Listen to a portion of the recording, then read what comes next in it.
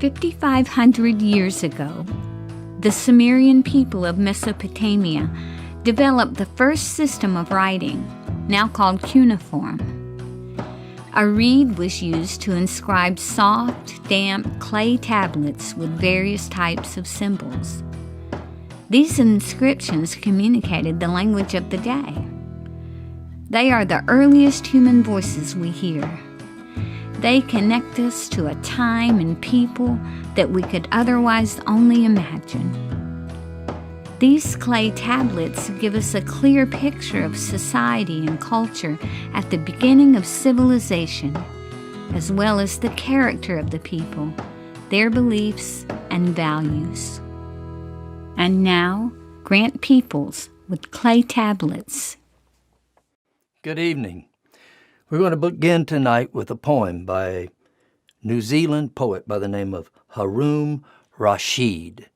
It is a poem that I saw floating around on the internet as being by an anonymous author, but I did some search and I found him. The poem has no title. We fell asleep in one world and we woke up in another. Suddenly, Disney is out of magic. Paris is no longer romantic. New York doesn't stand up anymore. The Great Wall of China is no longer a fortress. And Mecca is empty.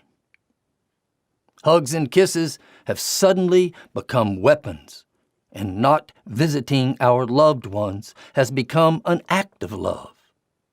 Suddenly, you realize that power and beauty and money are worthless and will not deliver the oxygen you are fighting for.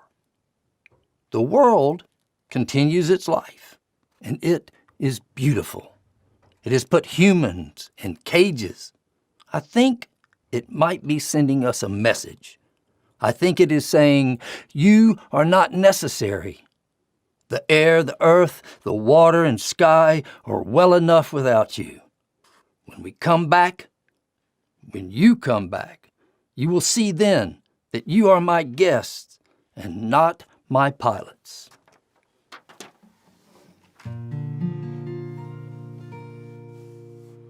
Well, it's later than it seems, and the shadows are long and dark, and this party's hardly started, and now something else is about to start. The circus tent, it's folding up, ice is melting in the glass. This crazy host, he's made a toast. He wants to make this party last.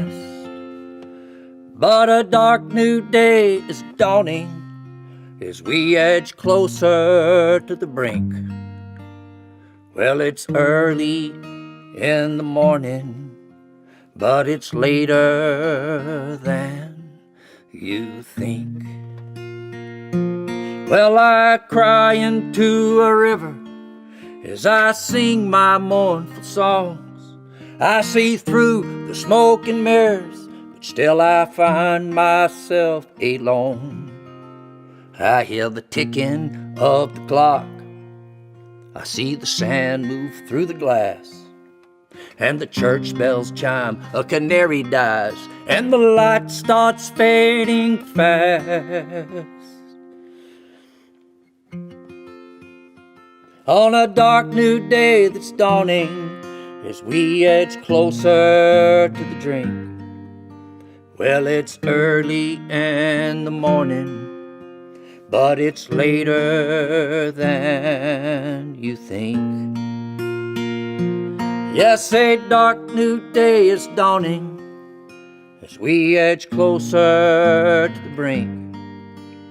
Well, it's early in the morning, but it's later than you think.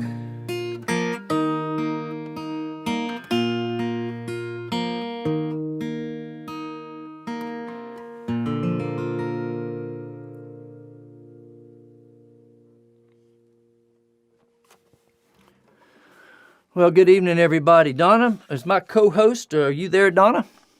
I'm here. Oh, so good to say this is Donna Mavity, my career-long partner in crime. is going to be our co-host tonight. Is it everything good on your end, Donna? You hearing everything okay? I'm hearing everything fine, and from the chat that I'm seeing, everyone is hearing it fine. It looks great, they say, and they're having a good time. Okay, well, that sounds good.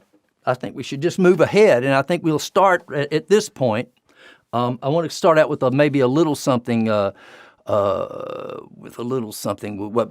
some religiosity, I suppose. I was in Arizona a few years ago, in Winslow, Arizona. I was playing a little festival out there. And I went to lunch with my friend, mentor, producer, Gurf Morlix, and we were eating lunch. I think it was this was 2015 or 16. We were having lunch, and Gurf pulls out his phone and starts checking these tweets. I didn't know what tweets were, and he was following this tweet by God. And I asked him what he was doing. He told me he was following God on Twitter. And anyhow, he hooked me up with God, and I have been following God now really for the last 4 years. And I know this is it's a secular show, but I am going to read a tweet from God if that's okay. I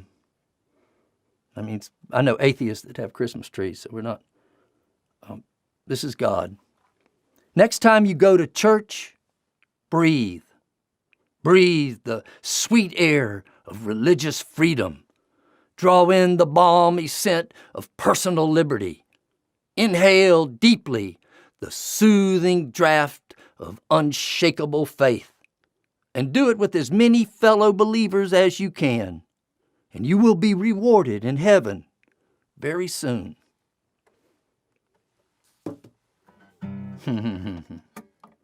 Thanks, God, Gurf, for introducing me to God. This is a new song. I'm going to try every one of these programs that we do. I'm going to try to do at least one new song and one new poem on every one of these. And this is a song I wrote last week. And excuse me for the paper shuffle. Here we go.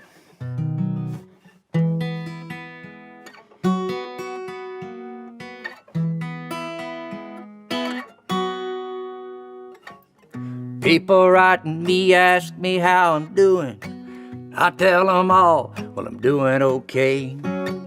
I'm living in my little pink house in the city, and I'm doing what I can to play it safe. I'm kinda like that woman, Madame Defarge. It's like I'm knitting, but I'm biding my time. I need to stay alive just long enough to see him die. I need to live to see him die. I got a garden and man, it's growing. I read a little Dalai Lama every day. I'm fighting evil, I'm staying spiritual. I got a ritual that keeps me sane.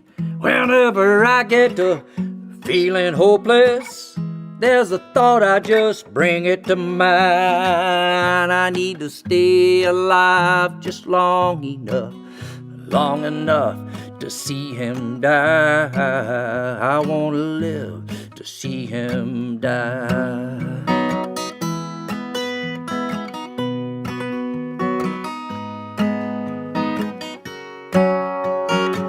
I dream of seeing him swing like Mussolini. I want the truth about him held up high. I want to fly my country's flag again. But first I need to see him die. That's why I'm trying to stay alive.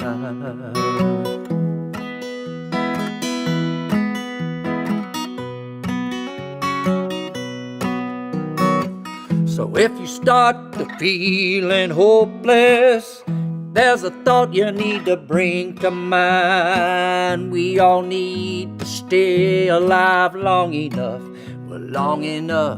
to see him die. No better reason now for staying alive. We all need to see him.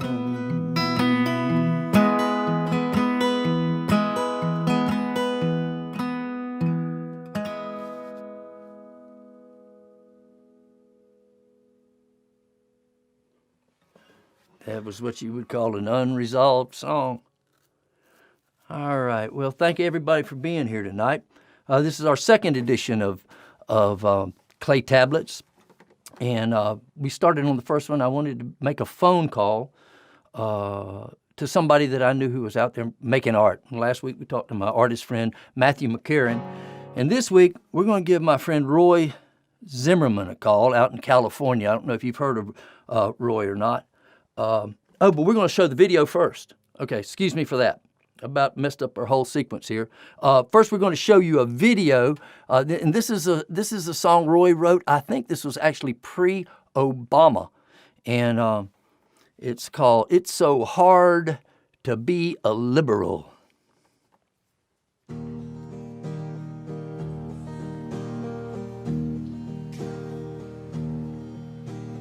On my way in here tonight, I bruised my nose, hugging a tree.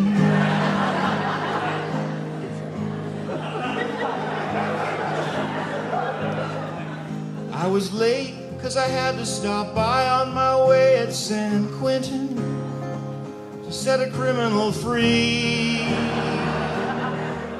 And I ran out of 7-grain beef, pollen, macrobiotic, organic, sustainable medical marijuana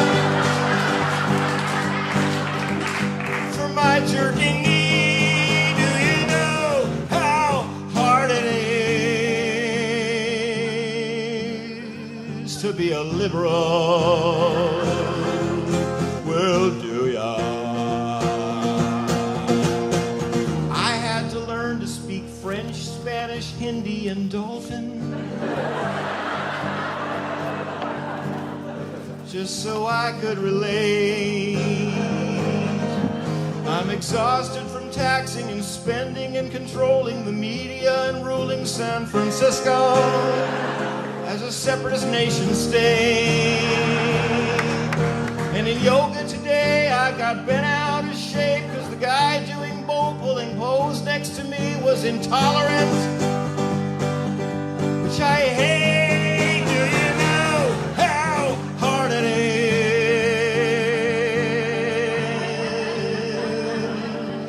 to be a liberal? Well, do ya? Constantly feeding the hungry and bleeding my heart and exceeding my budget and needing approval and reading The Nation and leading a sing-along. Everybody! No, wait, that was just an impulse, sorry. Oh, I was shooting hoops with some brothers when I sprained my badonkadon. And you know that ain't chill. Saved an endangered snail darter from being eaten by an endangered spotted owl, which I saved from being eaten by an endangered snow leopard, which I saved from being shot by a poacher who I had to kill.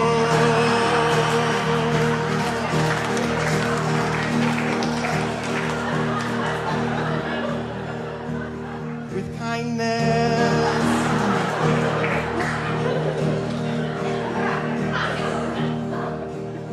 Took a while. I hit a speed bump and spilled my chai latte all over the hemp-covered seats of my Prius, and the speed bump turned out to be a homeless Native American, so I apologized and gave him some land. And I stomped out a cigarette and took away his gun and shot myself in the nuts on my way to my frivolous lawsuit for sexual harassment, where I was suing myself because I masturbated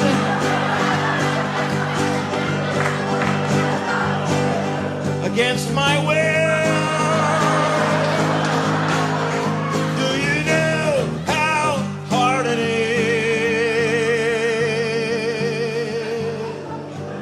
is to be me?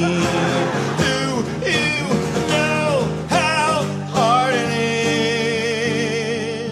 is just to be a knee-jerk liberal? What I wouldn't give to be a circle jerk conservative.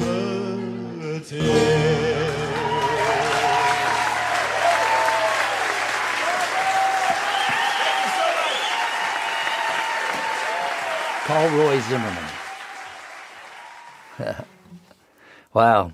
Donna, were you at the, I think it was probably, it was in 2008. Were you at the show that we did at the American Legion Hall with Roy Zimmerman? Yes, I was. Right. That was, place was packed. I think it was his first time here in Tallahassee. And Yeah, it was the first time I saw him. He was right. kind of opening for you, I think, right? Or you were opening? No, I think I was. What had happened is I had heard Roy.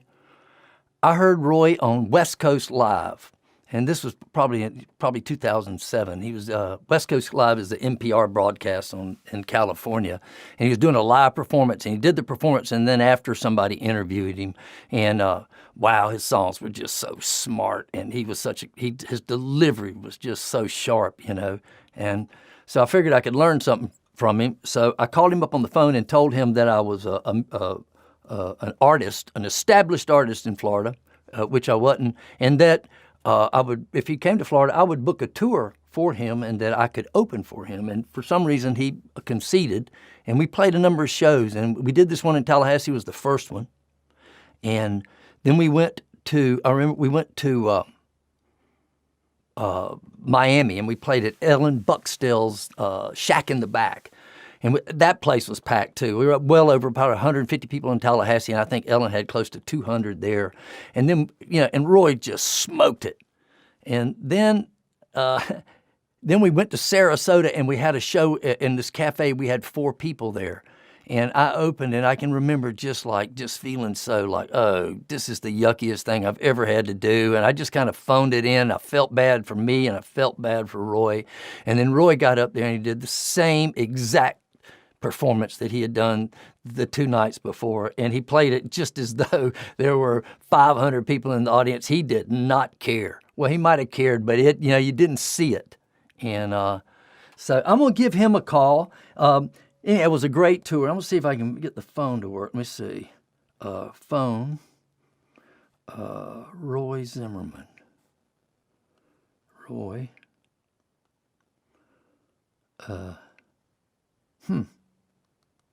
Zimmerman. This is one of those technical things. Hopefully this will do it.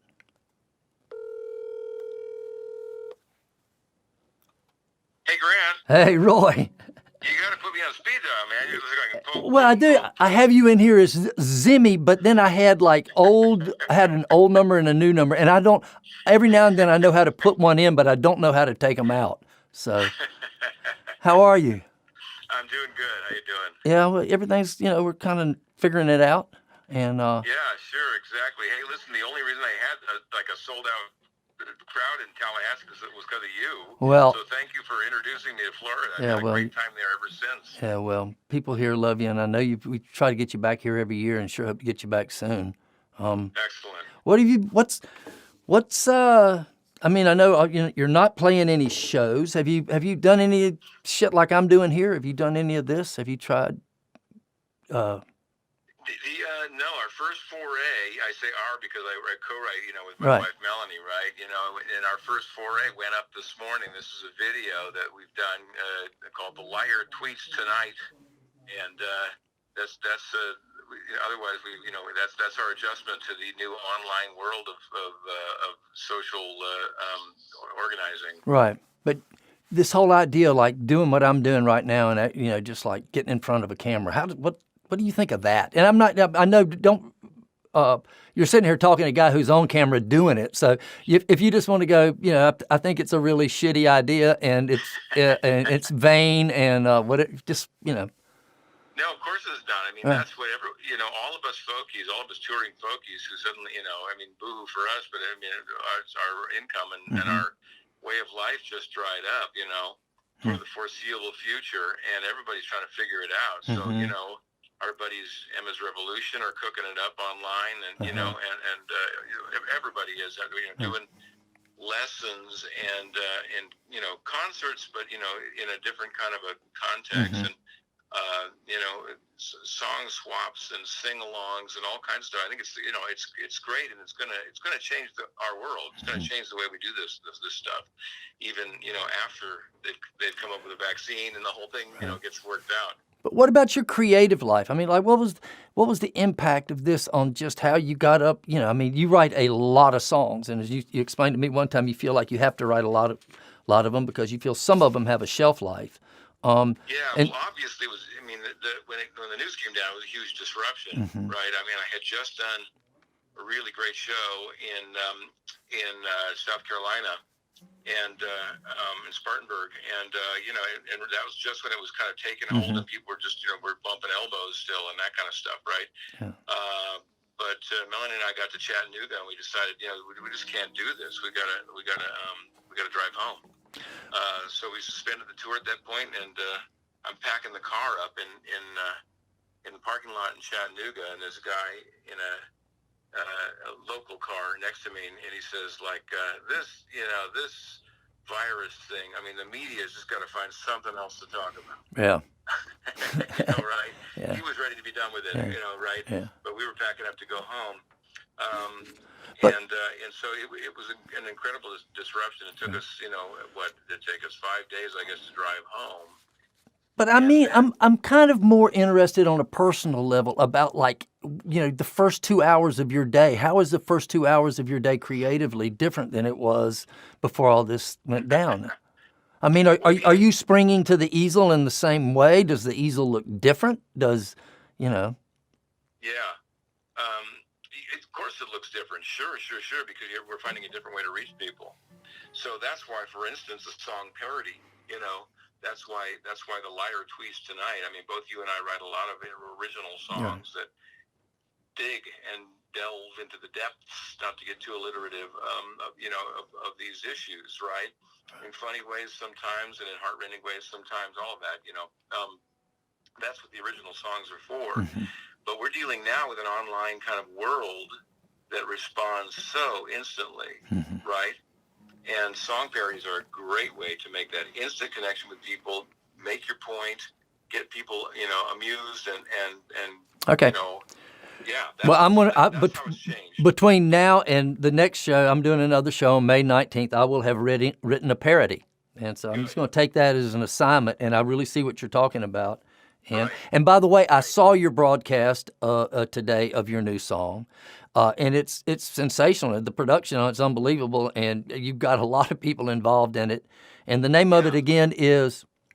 It's called The Liar Tweets Tonight. The Liar Tweets Tonight. It's right. Right, exactly. So everybody knows that song, or of a certain age at least knows that song.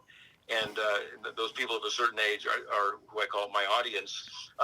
So we put the word out there on my mailing list, on my email list. We're looking for submissions for this song. These are all the people who participated in the song are fans and people who are on the mailing list who wanted to get involved. And they all sent videos in, and it was it was a bitch to edit, but it was a joy too, because we wanted to share. The idea was we wanted people to feel less alone, less isolated. When so this can reach out and do grassroots stuff, and people can find this on your YouTube channel now. That's where they can find it there or on my Facebook page. Okay. Go to my Facebook. Because I looked on your website, it wasn't there. Well, I don't have a website yet. I got to get it up there. Well, please say hello to Melanie, and just thank you so much for all the guidance, the inspiration, and for setting the bar so high and writing just the smartest damn stuff that's out there. And I really appreciate you, and I hope you and Melanie will stay safe. Absolutely, and you bet, and I'm looking forward to your song parody. All right, we'll see you in Florida. Okay, man. All right, thanks. Thanks, Grant. Roy Zimmerman. Wow. So where are we, Donna? What are we doing now? I think I want to. Is there anything on the chat feed that you want to tell me about that's important, Donna? Did anybody write in and say that we had blown out their speakers or anything? No, I see everything positive. And I do want to say something to everyone about the chat is that Grant is not looking at the chat. So if you, sometimes artists do that, and you're going back and forth. So if you say something to Grant, don't feel hurt if he doesn't say something back, because he's leaving that up to me and to Bob, our other tech guy. So, but I did notice that there were several people on, and I'll just pick out a few of them that have actually hosted you at venues across the country. Vin Delisle is on. Oh. Bob Teague is on.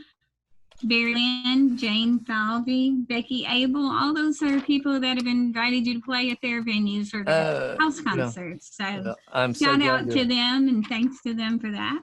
And especially, I want to give a shout out. I hope my dad's on. My dad is the executive producer of this show. And I want to give a shout out to him, to Richard Smith, who has been one of my Gold Star patrons, to Janet Robard, who's also been a Gold Star patron. And I think I just also should just mention in passing, one of my Gold Star patrons passed last year, Mr. Tom Green, and he is missed tonight. Today is his birthday. And today is his birthday, yeah. It's also Queen Elizabeth's birthday. I don't know if you got to see her message to her people today. It was heart-wrenching. And Ronnie Elliott's birthday today, too. Wow, that's a crowd. Okay, so I think what I'd like to do now is I'm going to read a poem. And this is a poem that I wrote, and it was written on April 3rd. And remember that date because we're going to get back to that date here in just a minute. And this is a poem I wrote, and it's called How It Is For Me. My nails are dirty. I have sought to calm my hands in the earth. Does a primordial belief in seeds reveal a reticent trust in a God of the universe? I wonder. Would it be dishonest of me to not disclose that I have pondered whether or not I will actually live to see the fruits from these seeds I have planted? My guitar feels like an alien in my arms. I strum the chords and sing the words, but the birds outside sound more relevant to me. Still, I am trying vaguely to maintain my fingertip calluses, even though I'm presently unable to conjure a vision of what a return to playing on the road again might look like. It's only been 6 weeks. Meanwhile, I am bleeding from the wounds of new poems. They stalk me from when I wake. They feed on the caffeine from my morning coffee, grind my spine into the chair at my kitchen table. They plow up my weaknesses and fear. And yet sometimes they water my hope. Yes, clearly they are having their way with me, but I cauterize each with yet another and move on. Well, we're going to do something now. We're going to play a song. Remember that date, April 3rd, when that was written. We're going to play a song that is from a record of mine called A Congress of Treasons. And I have the album cover around here somewhere. Oh, here it is. This is a record that I recorded in 2 studios. I recorded some of it in Austin with Gerf Morlix, and I recorded the majority of it in Keystone Heights, Florida, with Liz Williamson and Lon Williamson. And then I actually did some recording right here in this studio. So this album was recorded in 3 different studios. And we're getting ready to play a song here that I wrote. I was sitting at a traffic light listening to the radio in about 2016, I guess it was. And they were talking about the Ebola virus at that time. And it was getting pretty hot, and there were some people who were really concerned. And I heard one of the people was asking the other person on the air, and she replied, well, in light of the plague, and then I don't remember what she said after that because I went so busily finding something I could write on, and I wrote down in light of the plague. And so I ended up writing a song called In Light of the Plague. We recorded it right here with Leon Anderson and a lot of other people on the record. I'll get to that. This is In Light of the Plague.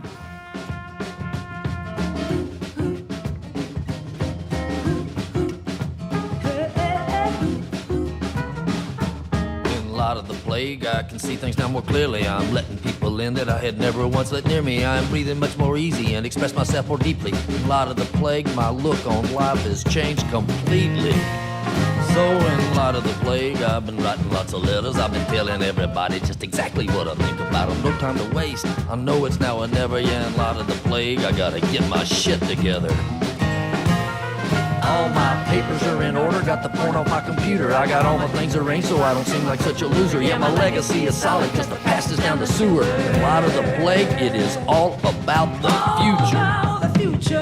In light of the plague, I am looking out for symptoms, so it's a little late to go and get a vaccination. Made a promise to myself I wouldn't sink into depression. In light of the plague, I would just accept the situation. All my papers are in order, got the porn off my computer. I got all my things arranged so I don't seem like such a loser. Yeah, my legacy is solid, cause the past is down the sewer. In light of the plague, it is all about the future.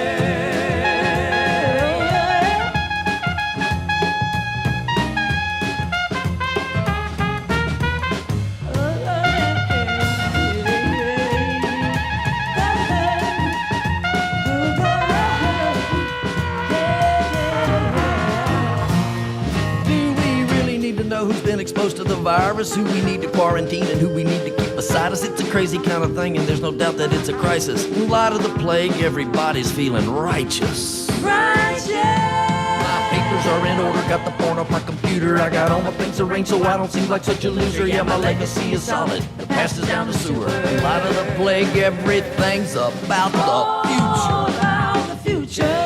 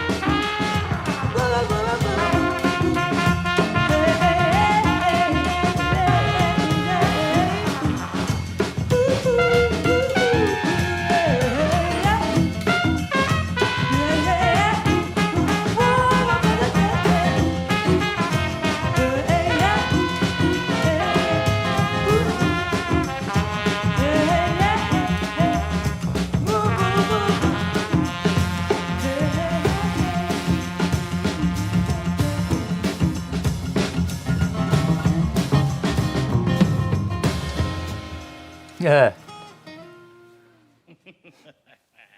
I have no idea who that is laughing. It's probably Danny Goddard. I think it's Danny Goddard, yeah. So I wrote that song. Donna, that song, I have never performed that song live, even at a CD release party.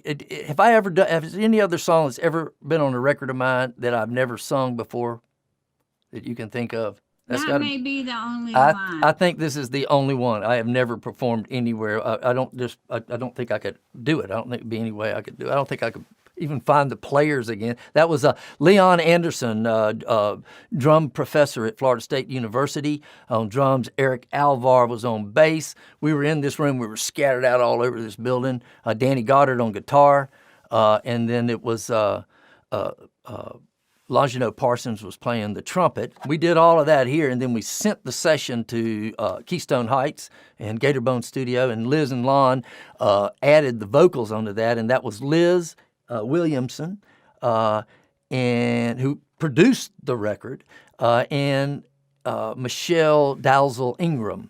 They were doing the background vocals, and so yeah, it's a lot of fun. And wow, that's. Some songs, you think they got a shelf life, and then they kind of come right back. Donna, I think we forgot, we had it down here, and I'm just not following we wanted to talk a little bit about this CD that I have out. I was going to tell you that. Okay, okay. You have it there? Yeah, I do. Believe it or not, I made it up here. This is, y'all might be familiar with my poetry book, which came out, My Advice to Pilgrims, which came out a couple of years ago on Mescalita Press. And it came out, and I've been reading these poems. I've been reading poems. If you've been to any of my shows, I've been reading poems for the last 10 years. And so I was reading the poems, and I had people would come up and just say, man, I wish I had a CD of you doing that. And it was 90-something poems, and you would figure it would be an easy thing to do. It is really not. And so it took me and Pete in here a lot of studio time. We came in here, and I actually recorded me in the same room reading those same poems, and we have just now gotten around to making a CD. We're doing it. We didn't like get somebody to do it. We're kind of hand making these ourselves, and but they sound really good. And I will just say this: I've made 11 or 12 records, and I have published a few books now. I have a body of work that I can look back on and kind of see it dimensionally, and I really don't know if there's anything I've done that I am prouder of than this. And there's probably nothing else that if I had to just say, okay, you're going to be able to go in on some island, the only thing you can carry that you've ever done, it would be this. And so it is on the website now. Can you hold the book up? Do you yeah. have the book? And don't we have like offers? We're not going to talk about money here, but we have offers. You can buy the book, or you can buy the CD, or you can buy them too in some special thing that we've done. And hold the book up.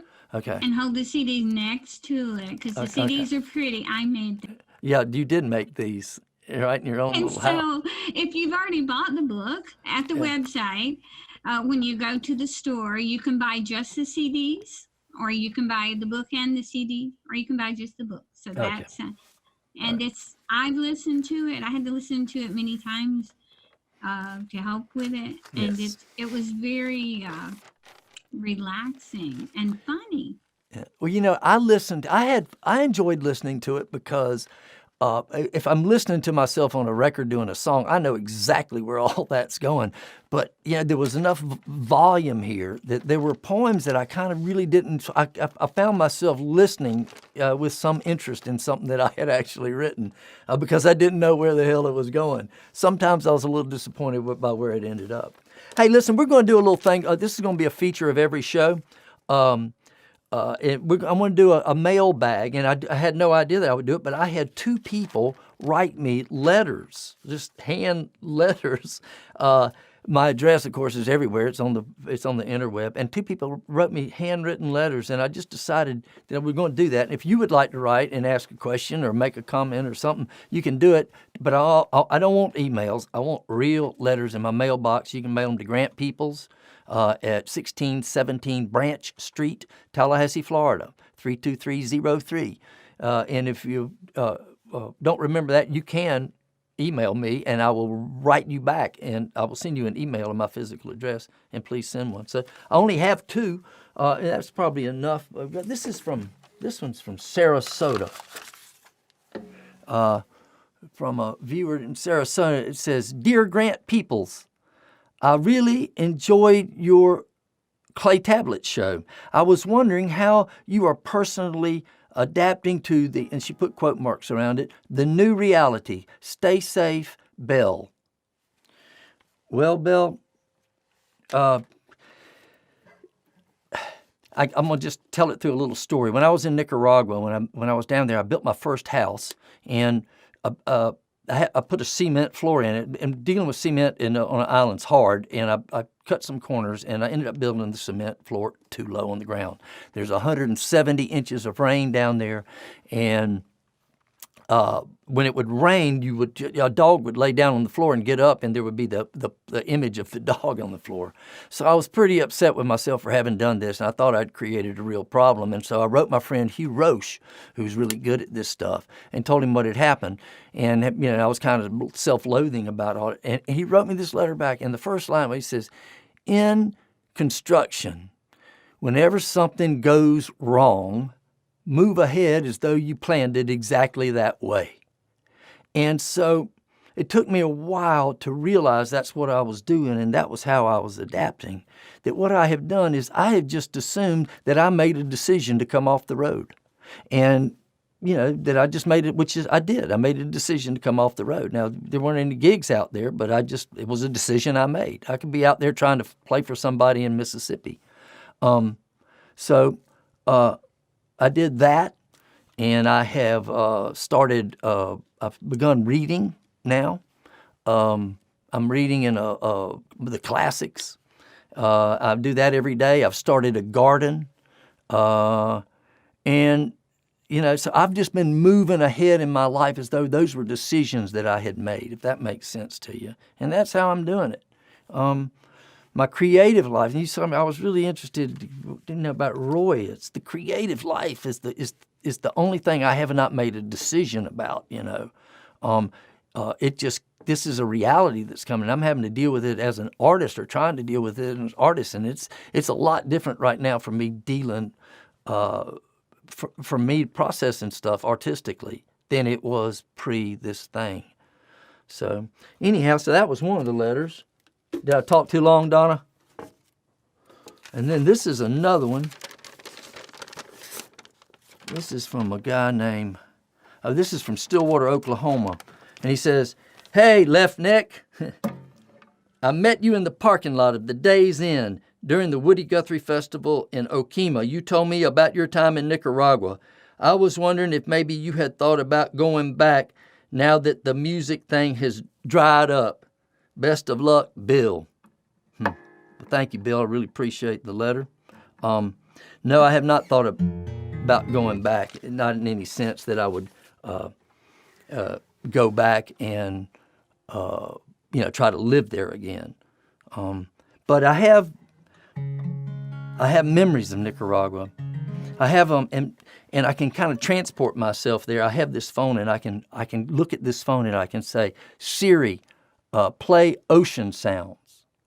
And then, so all of a sudden I get these ocean sounds, and I swear it's exactly like it was when I lived there. And I can get on the bed, and I can put this, kind of orient it in such a way when I'm sleeping on the bed here, this sounds, it's kind of exactly where the sea was when I lived down there. And I get kind of transported. It's been a really good thing for me, by the way. At any rate, this is a song that I wrote about Nicaragua. And about how, when I first moved back here, I didn't really write about it, and then an event happened. A young man down there got killed, and I heard the news, and it was upsetting to me. And then I started having these weird dreams, and I started dreaming in Spanish. And this is a song called "Last Night I Dreamed in Spanish."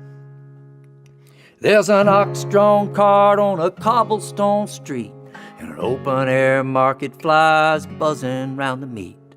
And church bells are ringing like they're calling out for me. And there's red and black flags, they're tattered and torn, and fish traps stacked all up and down the shore. I've had things come back, but never quite like that before. And yes, I thought it was over, all in my past, beyond my reach and out of my grasp. And then last night, I dreamed in Spanish. That on the right, that's Brother Bing. And he was my best friend down there. And that young man on the left, that's the boy I was telling you about that got killed, and his death inspired this song. His name was Angelito. Angelito, he was whistling and raking up the leaves. Marty Bell was in the kitchen cooking rice and beans. And Brother Bing was singing hallelujah from the King of Kings. I seen a man a wall sail across a Caribbean sky. There were pongas in the harbor, they were tugging at their lines. And turtles on their back, there were tears dripping from their eyes. And yes, I thought it was over, all in my past, beyond my reach and out of my grasp. And then last night, well, I dreamed in Spanish.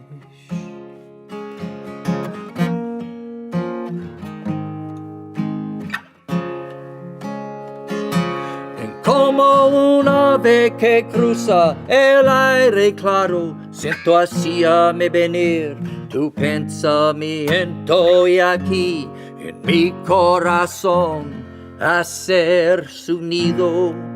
Oh, mi pueblo extraño. There's a blackbird scratching on a rusty tin roof, and a pretty senorita with a shiny gold tooth. I've had things come back, but well, now they've all been cut loose. And yes, I thought it was over, all in my past, beyond my reach and out of my grasp. And then last night, well, I dreamed in Spanish.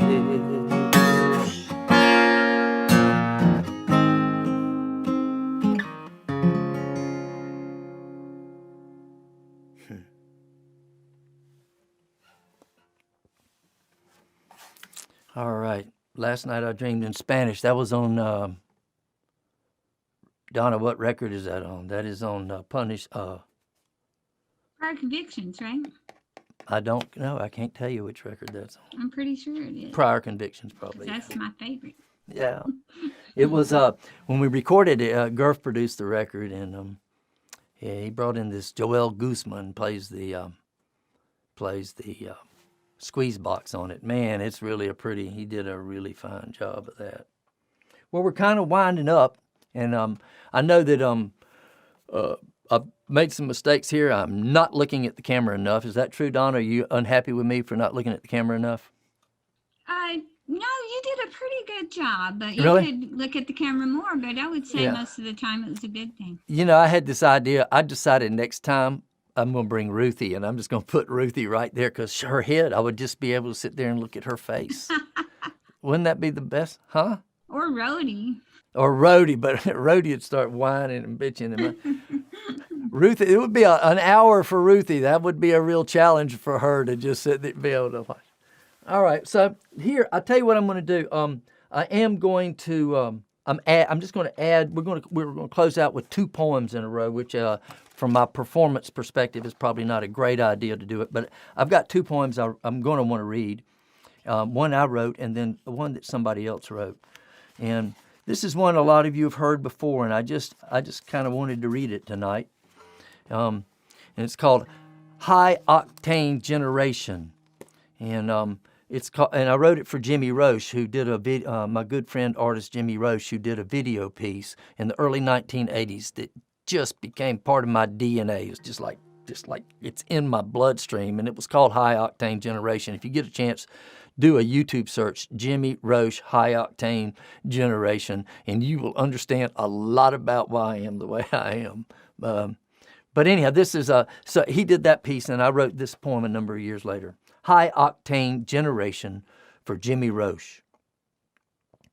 So long to the high octane generation and all its faulty heirs, who at long last, having to learn to live without beauty or any of her manifestations, can just sit here on this bank of sand and watch the river flow, black and backwards.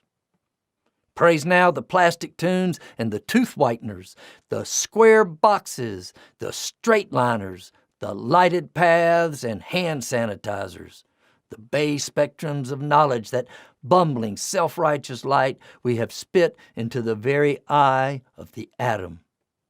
We, the high-octane generation, have been weakened by a pathological need for power steering, air conditioning, fuel injection, state ignition, and push-button roadside assistance from a revisionist dashboard savior with blood in his feline eye. Time was, we had our valves ground down, man. We had our hearts bored out. We had points and coils and rotors. We had bumpers, and brother, we had chrome. Back then, we could bleed our brakes, advance a spark, torque our heads, and there was no goddamn check engine light. Excuse me. Because we checked our engines every day. We sat with them while they idled. We listened to their intonations and laid our hands on the valve covers as we breathed the secrets of our hearts into their manifolds. Yes, we were masters at backseat acrobatics, because all that was just humping it up inside a poem we already knew by heart. You see, these machines, they were extensions of our understandings of all things, both material and spiritual, and to such an extent that speed and horsepower were just quantitative realities. And no,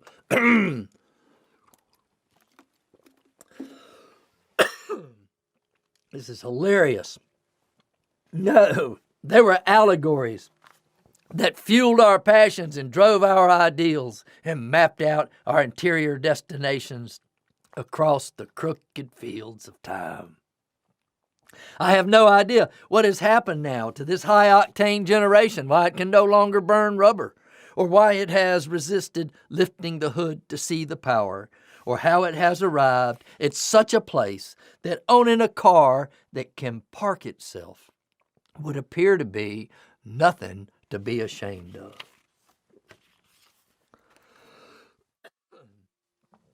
I promise y'all I am okay.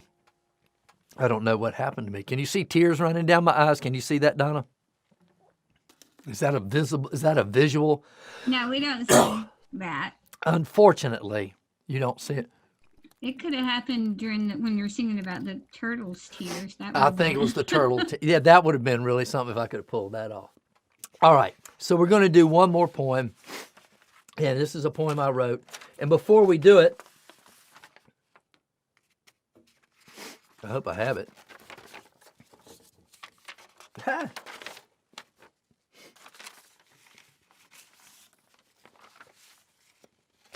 Oh, no, I got it right here. Hang on. This is not a poem I wrote. We're going to close with a poem that was written by a poet in North Carolina who I have never met, but whom I talked to on the phone today for the first time. And my friend Dean Joy introduced me to him. And he just by sending me this poem. And I just thought it was just absolutely unbelievable. And I called him today and asked him if he would send it to me. And he did. He sent it to me I had read it on the phone. He sent it to me in a Word file. And at the bottom, it has the date on it, April 3rd, 2020, which I just thought was pretty interesting. If you heard that first poem that I wrote, he and I were writing those two poems that I've read tonight. We were writing them on the same day. And this is called Spring in the Plague Year by Joel Bird. Each morning I must be reminded. Walking out to get the paper, I see nothing in the groundswell of spring that hints at the invisible enemy filling the pages with yesterday's news, with guarantees that today will be worse. Instead, redbud and white azalea, an early Easter choir of cardinals and chickadees, an urban redtail riding low in the fresh wind, hunting. Nature, with its mask of beauty, seducing us once more like every other year. If pictures do it justice, it looks something like the sun, this virus. Its knobby prominence is blooming from the surface, a sphere of flowers. Dreadful beauty, the tiger burning bright to prove the blindness of our love. We decide to see it whole, the beauty we love so. Beneath the hawk, the rabbit cowering in the daffodils. Much less can we bear to lose that old delusion of dominion. Now humbled, may we see the world's true face and know at last our place. Thank y'all so much. Thank you to our engineer, Pete Winter, to Donna Mavity, my co-host, to Bob Swanson, who is buried out there in the sphere, who has been our guest supervisor tonight. Thank all of y'all, and to thank you all the people who have supported this. I just can't tell you how much it means to me. I hope you found something of value here. Please write me a letter if you can, or if you feel so inclined, and we hope to see you on May 19th. Thank you very much.